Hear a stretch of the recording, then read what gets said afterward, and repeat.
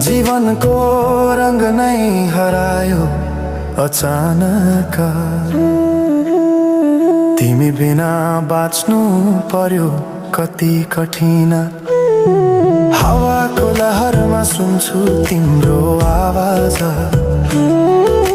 शून्य कोठामा प्रतिध्वनि जस्तो गाजा।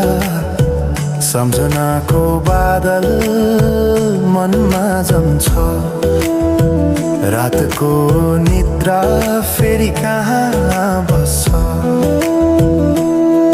तिम्रो आँखा सम्झदा हृदय पोल्छ, संसार उज्यालो भए पनि मन ढाक्छ।